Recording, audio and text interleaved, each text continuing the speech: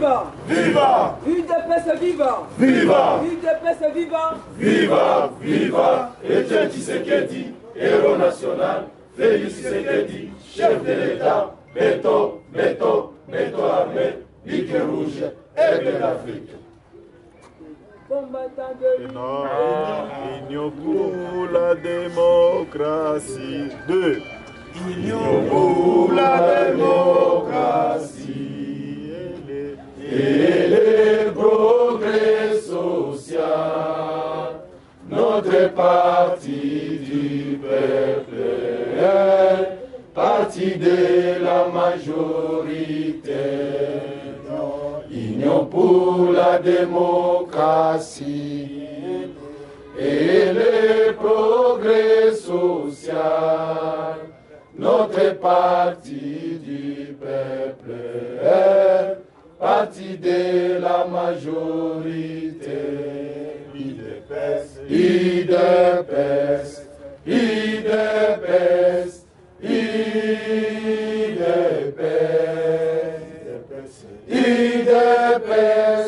IDPS, IDPS vaincra.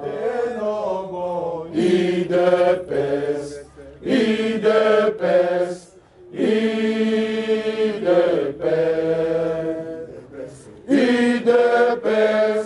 IDPS, IDPS vaincra. viva! Viva! Béton, béton, béton armé, pique rouge, aigle d'Afrique. Fassime! Fassime! Fassime! Sekabuyabe! Alababe! Abissima Koutanobe! Allô? Oui. Merci beaucoup. Ok. Merci. Ok. Merci. Ok, ça marche. Ouais. Alors, messieurs, Amissi Makutano, bonjour. Bonjour. Bienvenue à cet entretien exclusif que vous nous accordez ici à Goma. On commence par la première question. Il faut préciser que vous êtes à Goma depuis quelques jours. Qu'est-ce que l'opinion peut retenir de votre séjour à Goma? Merci beaucoup pour la question. Premièrement, je tiens à informer l'opinion que nous sommes à Goma pour une mission de service. Comme vous le savez, je vais utiliser une pierre deux coups, comme je l'ai dit tantôt, que après avoir effectué mes charges professionnelles, je me rendrai aussi dans mes charges politiques. C'est là où vous me trouvez d'ailleurs. Et donc voilà ce qui justifie le périple que je vais effectuer dans le nord Kivu et dans le sud Kivu. Il faut préciser qu'on va parler politique et sécurité parce que vous êtes dans une zone en proie de violence avec l'intensification des combats entre l'armée congolaise et les rebelles du M23. On parle que vous êtes à Goma pendant qu'il y a une haute tension entre l'UDPS. Qu'est-ce qui se passe au sein de l'UDPS à Goma? Il y a des guerres, il faut souligner.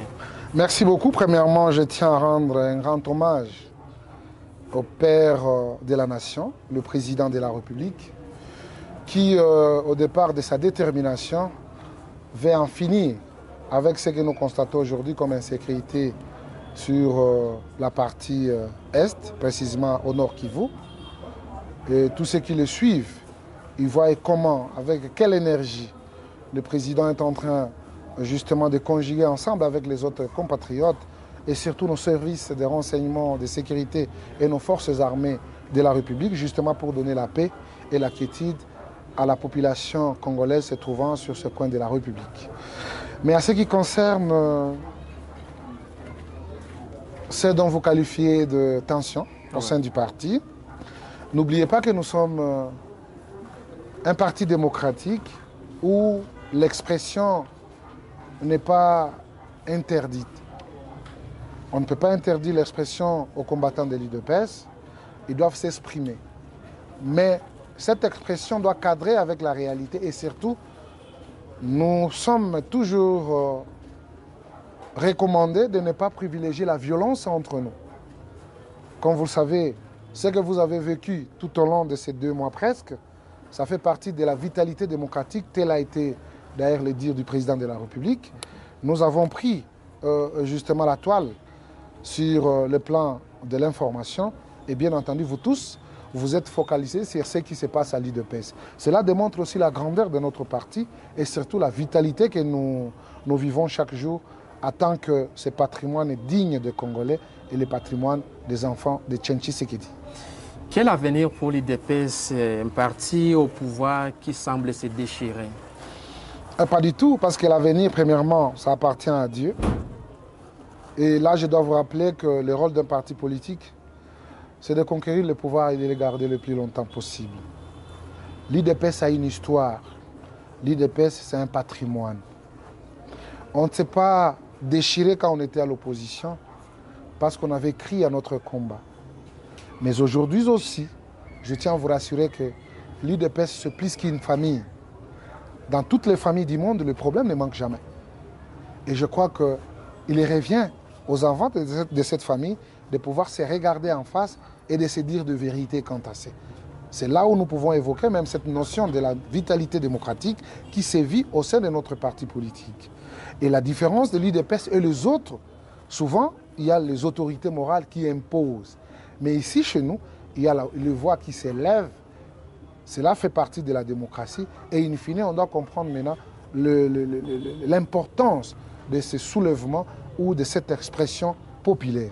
Et bien entendu, je dois vous rassurer que l'UDPS restera une et indivisible.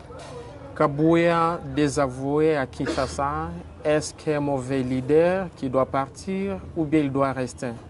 Je crois que vous avez pris les problèmes pour un parti. Désavoué, il y a aussi les gens qui les reconnaissent. Et là, nous devons mettre sur la table cette notion justement du pluriel ou la notion de nombre. Parce que si nous sommes à 20, à 30 et que vous êtes désavoué par 5, ça veut dire que vous bénéficiez encore de la confiance de la majorité. Kabouya, il est le secrétaire général du parti UDPS. Et dans le comité fédéral, nous trouvons il y a 108 nationaux. Sur les 108 nationaux, il a été désavoué par 32 nationaux. Si on prend 108 moins 32, on comprendra le nombre. Mais malheureusement, dans cette affaire, je crois qu'il y a beaucoup qui ignorent ce qui se passe. Il y a des gens qui veulent manifester justement leurs moyens qu'ils ont gagnés quand ils ont occupé parfois des responsabilités au nom de l'UDPS. Et aujourd'hui, ils ne sont pas encore repris sur les listes qui sont sorties peut-être. Ils veulent manifester leur méchanceté en disant que non, c'est Kabouya qui en est l'auteur. Quand on est responsable, on accepte le tout. Mais ce que je dois rassurer à l'ensemble qui vont nous suivre, en leur disant et en leur rappelant que la nomination qui émane du président de la République, il lui revient à lui et lui seul de pouvoir se choisir ses collaborateurs. Il n'y a personne qui peut pousser la main du président de la République. Il n'y a personne qui peut peut-être influencer telle ou telle nomination parce que c'est quelqu'un, si le président de la République veut se choisir ses collaborateurs, il n'y a personne qui peut les pousser. C'est pour cette cause que vous avez vu des échauffourées, mais aujourd'hui, on peut quand même se réjouir, il y a quand même la calmie et il y aura des orientations venant de l'autorité de référence qui est le président de la République. C'est par ici où je profite de l'occasion pour rappeler aux uns et aux autres. Même tous ceux qui ont voulu amener ce qu'ils ont amené, je ne sais pas moi si on peut appeler ça comment, mais je crois que dans un parti qui se respecte, la discipline doit être au rendez-vous. Et le président de la République rappelle les uns et les autres que nous sommes un parti démocratique, nous sommes régis par les textes. Les textes sont les statuts et les règlements d'ordre intérieur du parti. Même pour remplacer un secrétaire général, cela est dit dans nos textes. Ce n'est pas de la manière dont cela est fait. Et justement, le président a rappelé les uns aux autres au respect des textes.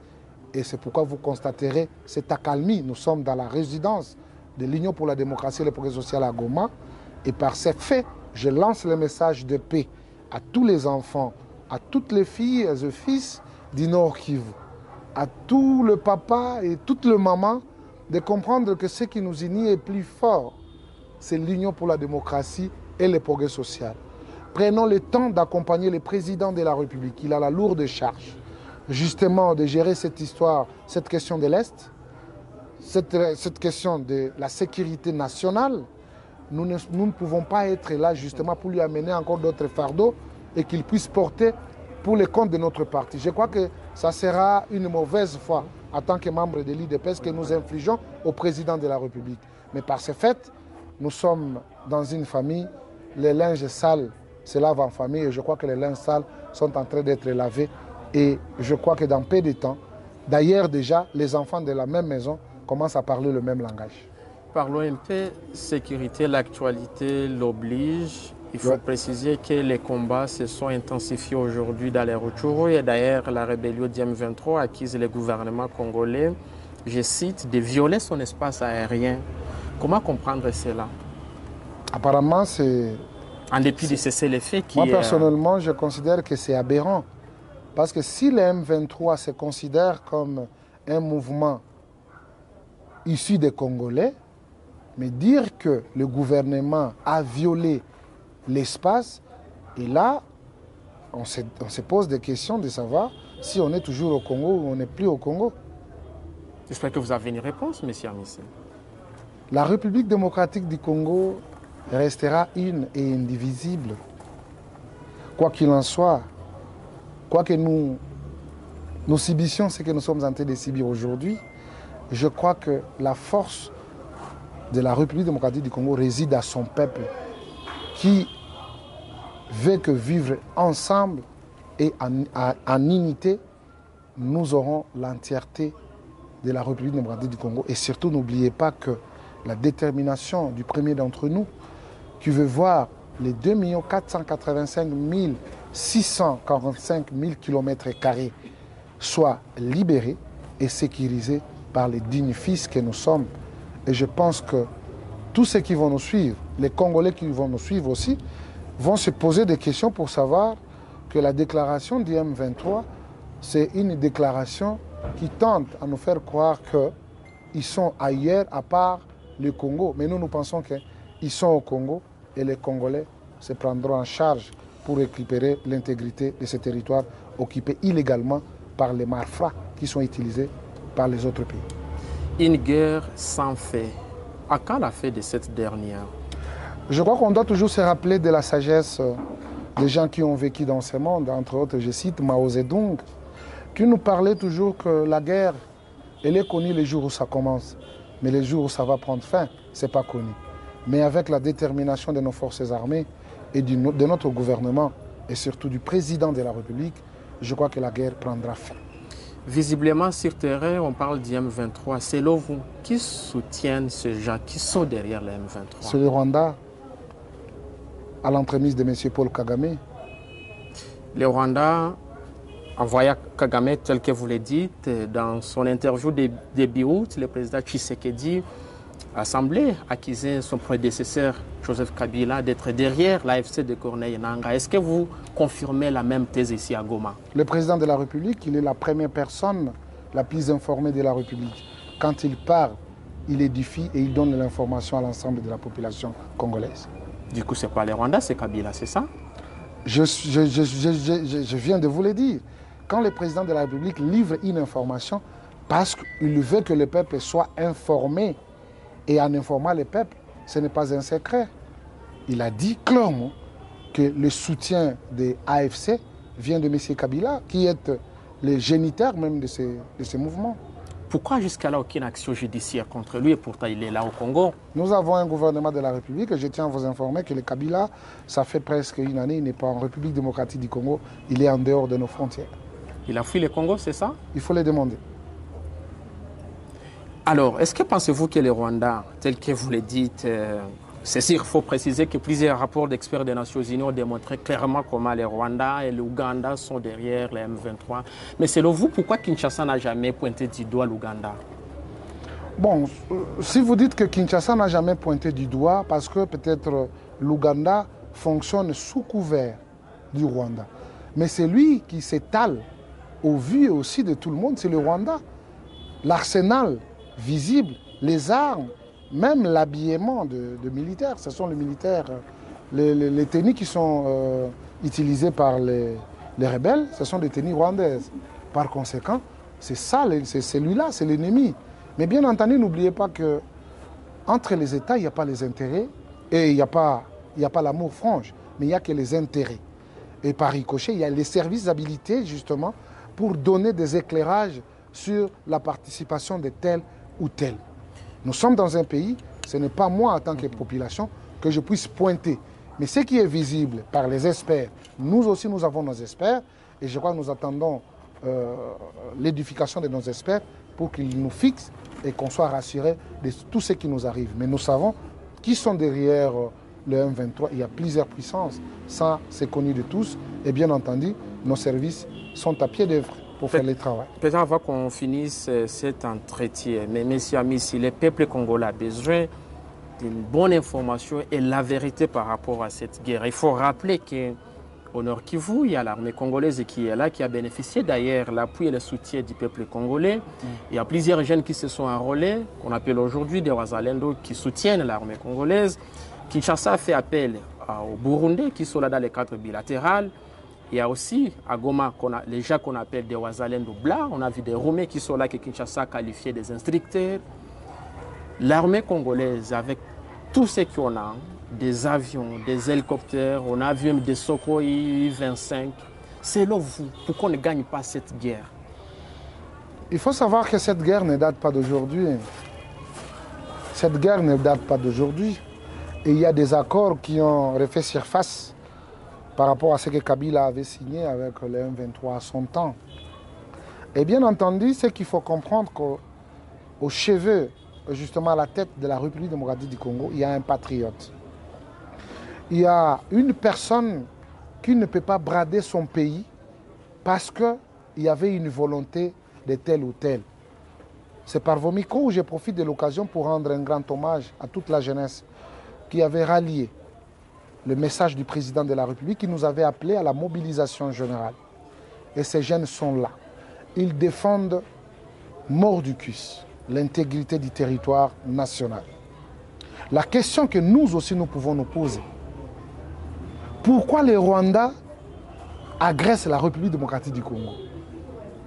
Vous êtes sans ignorer que pendant un temps, Goma et une partie a été occupée par les RCD dirigés par la majorité. Ce sont les dirigeants rwandais qui étaient là. Ils ont fait des accords. Comment ils n'ont pas pu dénicher ce qu'ils reprochent aujourd'hui? Mais après les retraits, ils commencent à dire il y a des Hutus, il y a, je ne sais pas moi comment ils disent, mais moi en tant que Congolais,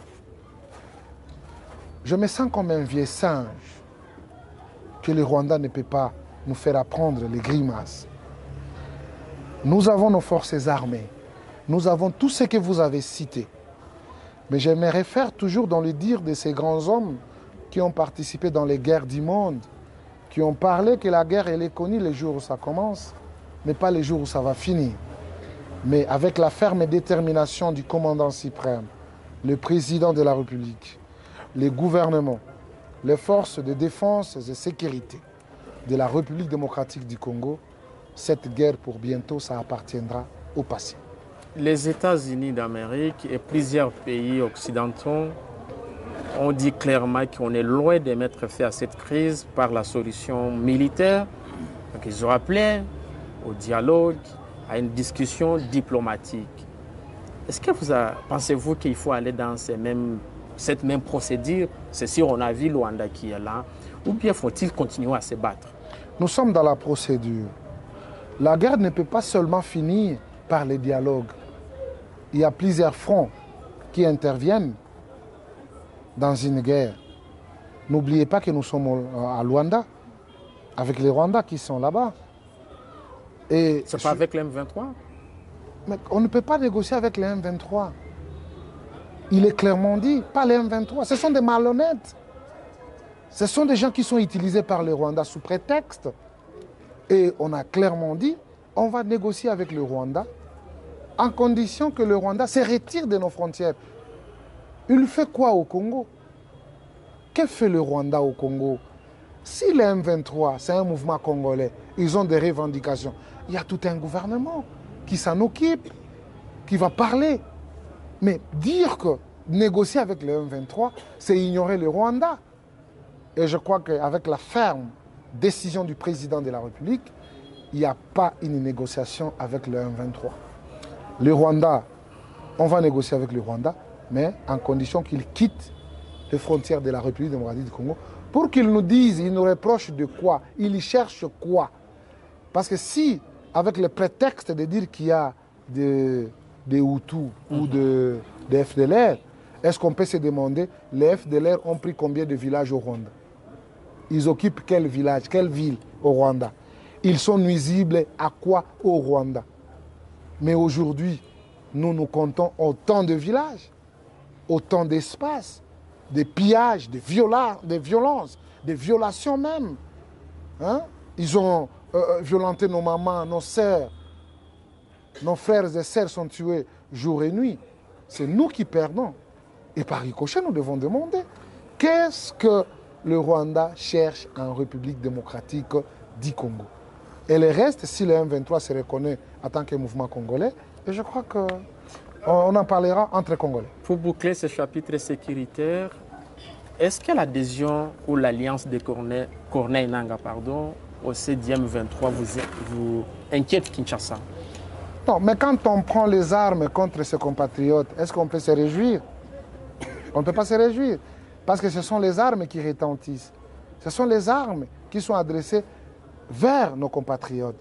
Notre joie, ce n'est pas de vivre avec les cadavres.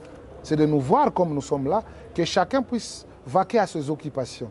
Ceux qui font les champs, ceux qui ils sont dans l'élevage. Et n'oubliez pas que Goma, c'est une zone à vocation agricole. Ça aide même jusqu'à Kinshasa, l'ensemble de la République démocratique du Congo. Mais malheureusement, les gens qui se sont déplacés, ils n'arrivent pas à vaquer à leurs occupations. Ça crée quand même la grogne. Comment ils vont vivre? Les difficultés, et là, ce n'est plus bon. Ce qui est important, il faut que la paix règne sur toute l'étendue du territoire national et que les Congolais vivent paisiblement dans leur territoire, dans leurs maisons et dans leurs milieux respectifs. Le premier mandat du président Tshisekedi, on parle un peu de l'économie et sociale, le premier mandat du président Tshisekedi a été qualifié de mitigé par plusieurs experts, notamment l'opposition également au Congo. Depuis décembre, le président Tshisekedi a été investi pour son deuxième mandat. Certains experts pensent que jusque-là, rien ne marche au pays. C'est l'eau et l'économie par terre, sociale zéro. Comment vous trouvez ce bilan en quelques mois, après quelques mois de son investiture? Bon, moi, personnellement, je vois que vous prenez une partie de l'opposition. Cette opposition représente combien de pourcentage pour une appréciation d'un pays? N'oubliez pas que dans ces pays, les parents avaient des difficultés pour envoyer les enfants à l'école. Mais aujourd'hui, nous parlons de la gratuité de l'enseignement. Qui ne semble pas être effective, monsieur. La gratuité, elle est effective. Avec plusieurs défis. J'ai dit la gratuité, elle est effective parce que mes enfants bénéficient aussi de la gratuité de l'enseignement. N'oubliez pas que quitter Kinshasa pour venir à Goma, c'était un luxe. Mais aujourd'hui, les billets d'avion coûtent combien? Combien de vols congolais? Vous dites? Combien de vols? Les avions congolais. Est-ce que vous pouvez me dire que les gens qui viennent ici viennent à pied ou ils viennent dans des avions? Mais à quel prix? C'est là où je voulais venir. C'est dans l'actif du président Tshisekedi, c'est ça? Mais bien entendu, quand les billets étaient à 600, à 700, et aujourd'hui on paye les billets à 260, c'est dans les actifs de qui? C'est dans les actifs du président Tshisekedi. Mais on avait des difficultés pour pointer du doigt le Rwanda qui était l'agresseur de la République démocratique du Congo. C'est un acquis. Les efforts du gouvernement, la détermination du président de la République, même découvrir ce qu'il a qualifié de l'autre fois de l'omerta, où les gens bénéficient du vol. Les gens tuent en silence, volent en silence. C'est ça le dire du président Tshisekedi. Il y a beaucoup de choses qui ont été faites, mais bien entendu, les opposants ne cherchent que la négativité. Vous pouvez poser à un opposant, si je suis habillé en quelle couleur, il vous dira que c'est la couleur blanche. Et il faut accepter. Les jours pour les opposants, c'est la nuit, et la nuit, c'est le jour. Et nous sommes de cette école. Nous savons, nous en avons passé 37 ans. Nous avons de la matière. Mais bien entendu, il y a beaucoup de choses qui ont été réalisées sous l'impulsion du président de la République et son gouvernement. C'est ce qui lui a valu même le 73% accordé par l'ensemble du peuple congolais. Mais demandez maintenant à ses opposants qui étaient en face de lui pour qu'ils puissent comparer les pourcentages qu'a eu le président et les pourcentages que l'opposition avait eu. Je doute fort Mais je suis dans ma conviction pour me rappeler de ce que disait le père de la démocratie en République démocratique du Congo, je cite Etienne Tshisekedi, qui nous a toujours rappelé l'IDPS au pouvoir, vous aurez des difficultés pour avoir une opposition responsable et surtout une opposition qui sera en face de vous. C'est une opposition en perte de vitesse et bien entendu, nous jouons les deux rôles, et l'opposition et le pouvoir. Excuse-moi que je revienne sur la même question, en tout cas parce qu'on a besoin d'avoir vraiment un éclairage utile. Ouais. Monsieur Amis, le peuple congolais a besoin de savoir, est-ce qu'il faut-il nous citer juste même 2 ou 3 secteurs où ça marche mieux au Congo actuellement? Bon, comme vous le savez, le problème est mondial. Le problème est mondial. C'est pourquoi tout ne marche pas au Congo. Il ne faut pas dire tout ne marche pas. Devant vous, il y a des personnes. Qui sont au pouvoir. Je dis devant vous, vous avez des gens. Vous le voyez? Et votre caméra est en train de prendre les images des gens. Oui, qui vivent sous les balles chaque jour à Goma, il faut le préciser également. Mais bien entendu, ça c'est connu qu'il y a la guerre, il y a l'insécurité à Goma. Et le gouvernement ne dort pas pour donner des solutions par rapport à ces problèmes de la guerre, qui est connu mondialement, même si les tireurs de ficelles, ce sont les gens que vous citez, quand vous parlez des États-Unis, l'Europe, l'Amérique et tout ça, ce sont des gens qui sont derrière la guerre. Ce sont eux qui fournissent. Parce qu'au Rwanda, on ne fournit pas les armes, on ne fabrique pas les armes. C'est la même chose avec nous aussi. Mais malheureusement, ces gens-là ont des armes sophistiquées. Où est-ce qu'ils ont eu ça? Ils ont même des batteries anti-aériennes. Où est-ce qu'ils en trouvent? Mais Kinshasa parlait d'une montée en puissance de l'armée. Mais une montée en puissance, ça se constate. Mais Kinshasa est en train de se battre même avec 30 armées du monde. Mais nous perdons toujours des espaces. C'est ce que je suis en train de vous dire. Le Congo est fort parce que nous ne combattons pas avec une armée. De plusieurs armées du monde, ils sont derrière par rapport à ce que nous nous régorgeons. Mais cela ne nous pousse pas à baisser nos bras. Nous sommes très déterminés. Et je vous rassure que quel que soit le temps que ça prendra, le Congo restera un et indivisible et les dignes fils du Congo vont défendre l'intégrité de leur territoire. Malgré tout ce que nous sommes en train d'assister, tout ce qu'on nous informe, ils ont pris tel, ils ont pris tel. Bien entendu, c'est précaire. Eux-mêmes, ils savent que ce n'est pas ce jeu, c'est chez eux. Mais nous savons que c'est notre territoire, nous allons récupérer, il n'y a pas de problème. Alors, on va finir par un message au peuple congolais, surtout à la population du Nord Kivu, victime de cette guerre en dépit de plusieurs promesses de Kinshasa, qui peine à trouver une issue à cette crise. Merci beaucoup pour ces mots. Je dois rassurer l'ensemble du peuple du Nord Kivu que le président de la République dort avec cette préoccupation très déterminée, justement pour en finir une fois pour toutes cette guerre qui nous est imposée par l'ennemi de la RDC en complicité avec plusieurs puissances.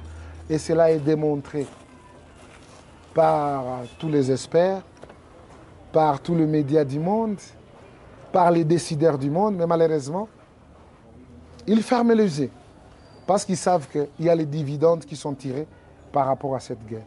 Mais nous qui payons le prix, nous rassurons l'ensemble du peuple congolais, l'ensemble de la jeunesse, que le bonheur du Congo ne viendra ni de l'Orient ni de l'Occident. Mais le bonheur du Congo ne viendra que par la détermination d'un peuple que nous sommes et surtout notre détermination de voir la guerre finir une fois pour toutes. À ce qui concerne les hommes, nous en avons. À ce qui concerne le matériel, nous en avons. À ce qui concerne l'appui du gouvernement, nous en avons. Mais parfois, il y a la trahison, il y a les gens qui en tirent les bénéfices. Mais bien entendu, ça ne va pas perdurer pour longtemps ou pour toujours. Chaque chose a son temps. L'Allemagne et la France, c'était des ennemis de longues années. Mais bien entendu, le monde a fait qu'ils puissent parler le même langage et conjuguer dans la même direction.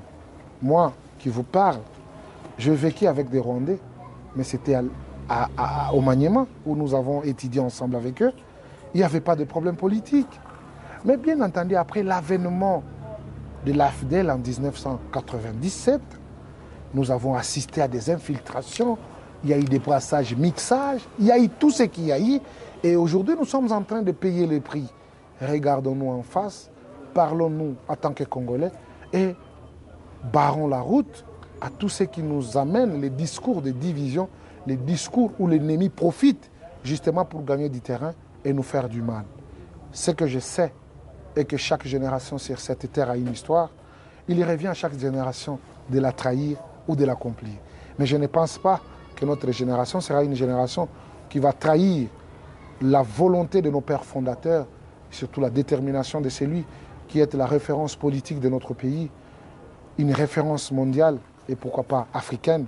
Je cite Etienne Tshisekedi ou Mulumba, qui disait toujours la cogestion des dirigeants et de son peuple. Je crois que cette complicité, elle est là. Et bien entendu, c'est la guerre qui nous est imposée, qui fait en sorte qu'il y ait une petite division entre les décideurs et le peuple congolais.